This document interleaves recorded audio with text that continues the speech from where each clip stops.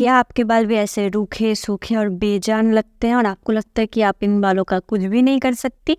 फिर ये वीडियो आपके लिए है। Hi guys, I am Sanjana, I am from pretty girls और आज का वीडियो का टॉपिक है curly hair basics. How to identify your hair is wavy और कर्ली। उसके लिए आपको आपके बालों को धोना है, सुखाना है और कॉम्ब नहीं करना है। सूखने के बाद आपके बाल अगर ऐसे कर्ल क्लम्प पे है और थोड़ा सा भी ऐसा इस शेप आ रहा है तो आपके बाल वेवी टू कर्ली है। अब आते हैं कर्ल टाइप और पैटर्न पे। आपको लगता होगा कि पूरे के पूरे हेड पे एक ही टाइप का कर्ल टाइप है, पैटर्न हो सकता है। जैसे मेरे बाल वेवी टू कर्ली है, मेरा टाइप है 2B 2C 3 है। एक ही हेड पे अलग अलग पैटर्न, अलग अलग टाइप हो सकता है कर्ल टाइप का। तो मैं इधर एक पिक्चर इंसर्ट करूंगी, वहाँ पे आप देख सकेंगे कि आपके बाल कौन से टाइप का है। और आपको अगर लगता है कि ये मैं जो रूटीन फॉलो करती हूँ या फिर कुछ भी कर्ली हेयर प्रोडक्ट्स है उससे आपका बाल का पैटर्न चेंज हो सकता है, तो ऐसा कभी नहीं हो सकता। आपका जो पैटर्न है वो एनहांस हो सकता है, वो कभी 2B से 2C नहीं हो सकता या फिर कभी भी 3A से 3B या 3A से 2B नहीं हो सकता। अगर आपका बाल स्ट्रेट है तो आप वो कर्ली कर सकती है या नहीं, ऐसा नहीं हो सकता अनटिल और अनलेस आपका हार्मोनल चेंजेस हुआ हो। तो अगर हार्मोनल चेंजेस जैसे प्यूबर्टी, प्रेगनेंसी के टाइम होता है तो ज़रूर आपके बाल शायद स्ट्रेट से कर्ली भी हो सकते हैं, पर ऐसा बाहर से प्रोडक्ट लगा के कभी भी नहीं हो सकता। अब आते हैं पोरोसिटी पे। पोरोसिटी को लेके इतना ज़्यादा सोचने की ज़रूरत नहीं है। आपको अगर जानना ही है कि आपका पोरोसिटी, हेयर पोरोसिटी क्या है, तो उसके लिए आपको सिर्फ एक स्प्रे बोतल चाहिए वाटर का। वो आप स्प्रे कीजिए सूखे बालों पे। अगर देखते हैं कि जो भी बूंद बूंद बालों पे वाटर आके अटक जाता है, वो सोख नहीं कर पाता बाल, तो इसका मतलब आपका बाल लो पोरोसिटी है। तो नॉर्मली इसका मतलब है कि जो भी बाल ज़्यादा देर तक पानी से धोने के बाद भीगते हैं, तुरंत पानी एब्जॉर्ब नहीं करते, वो है लो पोरोसिटी। और बाकियों का हो सकता है नॉर्मल पोरोसिटी। और अगर तुरंत भीग जाते हैं या फिर तुरंत एब्जॉर्ब कर लेते हैं वाटर, तो वो होता है हाई पोरोसिटी। तो ये लेके उतना ज़्यादा सोचने की कोई भी ज़रूरत नहीं है। जो चीज़ आपको सोचना है वो है फाइन है या बाल या फिर कोर्स है। वो कैसे पता चलेगा? अगर आप एक हेयर स्ट्रैंड मतलब एक बाल लेंगी और उसको अपने हाथ के बीच में लगाएंगी, तो आपको नहीं पता चलेगा कि इसका डायमीटर कितना है। तो उसके लिए आपको क्या करना है? उसके लिए आपको देखना है कि एक थ्रेड लेके, एक थ्रेड से ज़्यादा आपका एक बाल अगर मोटा हो तो वो कोर्स है, और वो अगर पतला होगा तो वो फाइन है। अगर फाइन हेयर है वो ज़्यादा प्रोडक्ट नहीं ले सकता, उसमें वो वे डाउन हो जाएगा। कोर्स हेयर है, उसमें अगर आप कम प्रोडक्ट देंगी तो उसमें कुछ भी काम में नहीं आएगा। कोई कॉन्सेंट्रेटेड थिक प्रोडक्ट है तो वो कोर्स हेयर पे लगाइए, और थोड़ा सा लाइट वेट प्रोडक्ट आपको लगाना है फाइन हेयर पे। फिर से वही बात, एक ही हेड पे अलग अलग टाइप, अलग अलग पैटर्न, अलग अलग थिकनेस हो सकता है। बालों के थिकनेस का मतलब ही होता है कि फाइन या कोर्स। जैसे मेरे कुछ बाल थिक है, कुछ बाल फाइन है। फॉलिकल्स, हेयर फॉलिकल्स पे, hair follicles equal to your hair density. अगर आपको हेयर डेंसिटी बढ़ाना है तो आपको फॉलिकल्स बढ़ाना पड़ेगा, जो कभी भी पॉसिबल नहीं है। समझ लीजिए आपके हेड पे 10 फॉलिकल्स है तो आपके 10 बाल ही उगेंगे, इससे ज़्यादा नहीं उग सकते, क्योंकि फॉलिकल्स आप कैसे पैदा करेंगी? तो इसका मतलब आप हेयर डेंसिटी बढ़ा नहीं सकते, हेयर डेंसिटी आपका उतना ही रहेगा। अब मेरे बाल कैसे कर्ली हैं? नॉर्मली कर्ली है या फिर मेरा भी हार्मोनल चेंजेस हुआ है? ऐसा कुछ नहीं है। मेरे पापा के बाल कर्ली थे, इसीलिए मेरे बाल भी कर्ली हैं। पर मेरी मम्मी के बाल बहुत ही स्ट्रेट है, इतना स्ट्रेट है कि लगता है कि केराटिन स्मूथनिंग की होगी, पर वो ऐसा नहीं है। और आपको अगर लगता है कि हेयर प्रोडक्ट्स जो भी हम यूज़ करते हैं वो भी बहुत हार्मफुल हो सकते हैं, क्योंकि हम हेयर जेल्स भी यूज़ करते हैं, मैं आपको बता दूं कि ऐसा कुछ भी नहीं है। हेयर जेल्स बहुत सारे ऐसे होते हैं जो हार्मफुल होते हैं, पर हम ये सब यूज़ नहीं करते।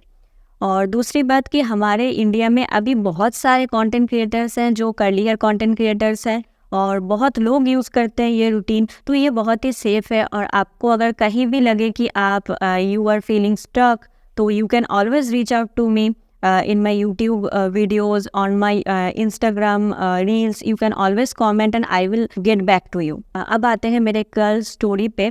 तो मेरा कर्ल स्टोरी यह है कि मैं छोटे से ही बिल्कुल बाल कंघी नहीं करती थी, तो उसमें एक बहुत ही अच्छा एडवांटेज हुआ मेरा क्योंकि मैं बहुत ज़्यादा कंघी करने से क्या होता है, बहुत ब्रिटल हो जाते हैं, ड्राई ब्रशिंग से हेयर ब्रेकेज हो सकता है, डैमेज हो सकते हैं बाल, तो मैं वो बिल्कुल नहीं करती थी। मेरे पड़ोसी आंटियाँ या फिर घर पे भी बहुत लोग बोलते थे कि अगर बाल कंघी क्यों नहीं करती, फिर बहुत ज़्यादा ऑयलिंग क्यों नहीं करती। मैं ऑयलिंग उतना नहीं करती थी, ऑनेस्टली मैं अभी भी उतना ऑयलिंग नहीं करती हूँ। तो चिड़िया का घोंसला, नूडल्स ये सब तो बुलाते ही थे, तो उसमें कोई फ़र्क नहीं पड़ा मुझे। और ये बात मुझे अभी बहुत अच्छा लगता है कि मैंने नहीं किया, थैंक गॉड, क्योंकि अगर मैं करती तो शायद इतने बड़े लंबे बाल नहीं होते हेयर ब्रेकेज के वजह से। अभी 1.5 साल पहले तक तो नॉर्मली सब कुछ करती थी as a straight hair girl, क्योंकि मुझे लगता था कि बस ये फ्रिजी है, वेवी कर्ली हेयर का तो कुछ अलग होता ही नहीं है, जैसे नॉर्मली लोग सोचते हैं। मैं कैसे शुरू की थी, मैंने इंस्टाग्राम पेज पे जब भी मैं देखती थी कि कोई कर्ली हेयर आयरनिंग वायरनिंग कर रहा है, तो मैं भी कर्लर वर्लर ख़रीद ली। पहले मैं स्ट्रेट करती थी, उसके बाद कर्ल करती थी, ऐसा करके चल रहा था। उसके बाद मैं अचानक से 1.5 साल पहले मेरा सर्जरी हुआ था, स्पाइनल फ्यूजन सर्जरी। उसके बाद मैं सोच रही थी कि मैं थोड़ा सा बालों पे ध्यान दूँ, क्योंकि बहुत ही ज़्यादा हेयर लॉस हुआ था उस टाइम पे। तो मैं एक ऑयल यूज़ करती थी, उससे हेयर फॉल कंट्रोल हो गया था, पर मुझे बढ़ाना था थोड़ा सा हेयर लॉन्ग। तो इसीलिए मैं इंस्टाग्राम पेज पे थोड़ा सा सर्च कर रही थी इंस्टाग्राम पे, तो मुझे लॉरेन मैसी का पेज दिखा। तो वहाँ पे उनका एक बुक दिखा मुझे, मतलब सजेशन पे आया था, तो वो बुक मैं आपको यहाँ पे इंसर्ट कर दूँगी। फिर मैंने सोचा कि ये बुक खरीद के पढ़ूंगी, उससे अच्छा मैं यूट्यूब पे जाके थोड़ा सा देख लेती हूँ। तो यूट्यूब पे मैंने मिशेल का पेज देखा, इंडियन कर्ल्स पे, तो वहाँ पे उन्होंने बहुत ही ज़्यादा डिटेल में बहुत कुछ बताया था, तो मैं वहाँ से सीखी हूँ। उसके बाद मुझे लगा कि वो जो जो बताएंगी मैं वो ऐसा खरीदूँगी, ट्राई करूँगी, पर एक्चुअली वो हेल्प नहीं हुआ, क्योंकि उनका हेयर टाइप और मेरा हेयर टाइप अलग था। तो मैंने सोचा कि क्यों ना मैं खुद ही इसके बारे में पढूं और मैं अपना पेज खोलूं। उसके बाद मैंने पेज ओपन किया और आज मैं यूट्यूब पे भी हूँ और इंस्टाग्राम पे तो मैं बहुत दिनों से ही हूँ। क्या मैं कर्ली गर्ल मेथड पूरा का पूरा फॉलो करती हूँ? नहीं, मैं मॉडिफाइड यूज़ करती हूँ, क्योंकि हमारे इंडियन गर्ल्स के मुताबिक और इंडियन वेदर के मुताबिक मैं उसको मॉडिफाई कर ली हूँ और मैं वही यूज़ करती हूँ और मैं आप लोगों के साथ वही शेयर करूँगी। अब देखते हैं कि why is your curly and wavy and dry. अब अगर आप देख सकते हैं कि आपके बालों में बहुत ज़्यादा पैटर्न ऐसे इस पैटर्न जैसा है, तो आप सोचिए कि आपके बालों के फॉलिकल्स पे एक नॉर्मल ऑयल पैदा होता है जो बालों तक आता है, तभी वो बहुत ही ज़्यादा जूसी, अच्छा, ड्राई नहीं लगता। तो स्ट्रेट हेयर में अगर सीधा स्ट्रेट हेयर है तो उसमें वो नॉर्मली आ जाएगा। अगर वो ऐसे करके आएगा तब तक तो खुद ही सूख जाएगा। इसीलिए ही हमारे बाल नीचे तक तो उतना आ नहीं पाते ऑयल, इसीलिए ये सब जो भी कर्ली वेवी हेयर होता है वो सब नॉर्मली ड्राई होता है। बातें कर्ली गर्ल मेथड पे। कर्ली गर्ल मेथड एक्चुअली है क्या? कर्ली गर्ल मेथड है कि आपको अगर बहुत ही फ्रिजी हेयर है तो आपको कैसे कर्ली टू वेवी हेयर तक ट्रांजिशन करना है, वो सब इसमें है। कर्ली गर्ल मेथड में आपको कुछ प्रोडक्ट्स यूज़ नहीं करना, कुछ चीज़ें नहीं करनी। पहली बात तो आपको पार्लर वाली आंटियों के बात सुननी नहीं है, आपको भूल जाना है, आपको देखना ही नहीं है उधर बिल्कुल भी। दूसरी बात यह है कि आपको डेली कॉम बिल्कुल भी नहीं करना है। अगर आप डेली कॉम करेंगी तो फिर से वो ड्राई हो जाएगा, ड्राई ब्रशिंग से डैमेज हो जाएगा, फिर हेयर ब्रेकेज हो जाएगा, बहुत कुछ हो सकता है, ठीक है। और मैं आपको करके दिखाती हूँ कि मैं जो बोल रही थी कि ऐसे क्लम्प में रहेगा बाल तो अच्छा लगेगा, और आप अगर हर दिन कॉम करेंगी तो कितना ख़राब लगेगा। मैं आपको ऐसे ही उंगली से ही कॉम करके दिखाती हूँ। देखिए, मैं अलग कर रही हूँ हर एक स्ट्रैंड को। ये अच्छा लग रहा था कि वो वाला अच्छा लग रहा था। ऐसे फ्रिज अगर क्रिएट हो जाता है तो अगर आप डेली ब्रश करेंगी तो इतना ख़राब हो जाएगा। मैं इधर एक पिक्चर इंसर्ट करूँगी, मैं जो ड्राई ब्रश की हूँ उसका, और इधर विदाउट ड्राई ब्रशिंग। अब आप लोगों को लगेगा कि ड्राई कॉम नहीं करना, कॉम भी नहीं करना, क्या बोल रही है, कैसे ऐसे कैसे नहीं कंघी करके रह सकती हो? ऐसे नहीं है, आप कॉम कर सकती हैं।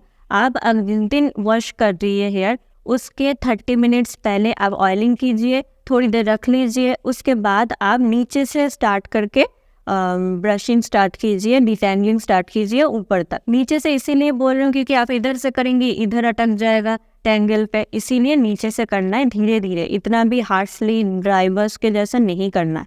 और दूसरा कर सकती है जो वेट डिटेंगलिंग बोलते हैं हम लोग, आफ्टर अप्लाइंग कंडीशनर। ये आप 2 तरीके से कर सकते हैं। एक, या फिर आप शैम्पू के पहले अगर ऑयलिंग नहीं कर रही हैं तो शैम्पू के पहले आप एक स्लिप वाला हेयर मास्क या फिर कंडीशनर अप्लाई करके, ऑब्वियसली स्कैल्प पे नहीं कीजिएगा, ओनली हेयर लेंथ पे कीजिएगा।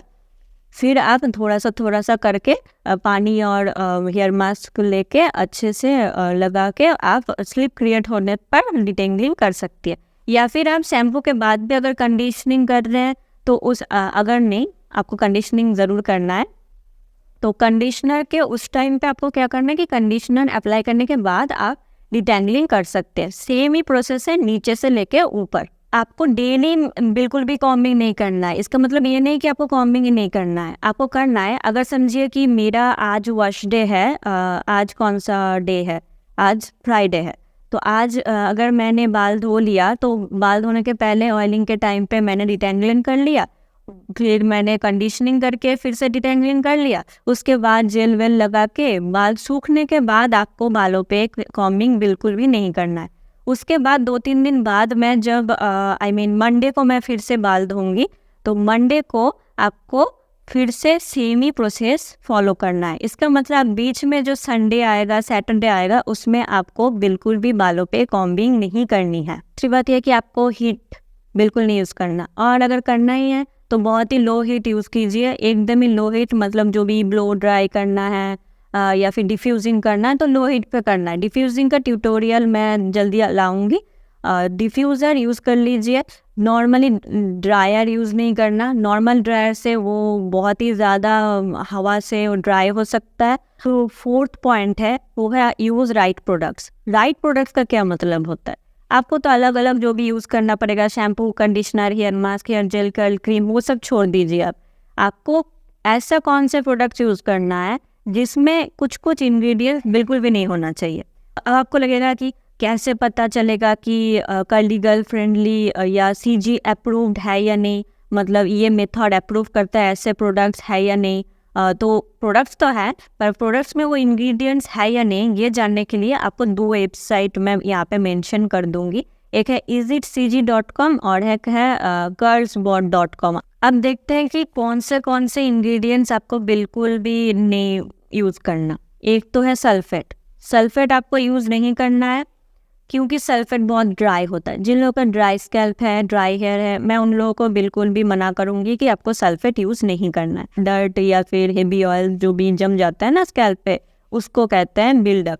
बिल्डअप को रिमूव करने के लिए मैं सल्फेट वाला शैम्पू यूज़ करती हूँ, पर उसमें सिलिकॉन नहीं होना चाहिए। अगर वाटर सॉल्यूबल सिलिकॉन हो तो चलेगा, लेकिन नॉन वाटर सॉल्यूबल मैं यूज़ नहीं करती। उसमें क्या होता है, वो बालों पे ना एक परत बना देता है और वो उसके वजह से बाल ड्राई हो जाते हैं, बालों के अंदर मॉइस्चर नहीं जा पाता, बहुत सारे प्रॉब्लम होते हैं। इसीलिए सल्फेट और सिलिकॉन वाला प्रोडक्ट्स, पैराबिन वाला प्रोडक्ट्स, ये सब मैं शुरुआत के दिनों पे यूज़ नहीं करती थी। पैराबिन मैं अभी भी यूज़ नहीं करती। Silicone based hair mask use कर लेती हूँ क्योंकि उसमें बहुत ही स्लिप होता है, पर ज़्यादा दिनों तक यूज़ नहीं करती। क्योंकि सिलिकॉन से क्या होता है कि ये जो मेरा हेयर पैटर्न इतना सुंदर हो गया है, अभी ये ना हेयर पैटर्न लॉस हो जाएगा अगर मैं ज़्यादा सिलिकॉन यूज़ करूँगी, तो वो कर्ल अप नहीं हो पाता। इसीलिए मैं ज़्यादा यूज़ नहीं करती। कभी बहुत डिटेंगल हो जाता है ना बाल, तो तब मैं वो सिलिकॉन वाला हेयर मास्क लगाती हूँ क्योंकि स्लिप आ जाता है। तो जब मैं डिटेंगलिंग करूँगी तो अच्छे से वो डिटेंगल हो जाएगा और मेरा हेयर ब्रेकेज नहीं होगा।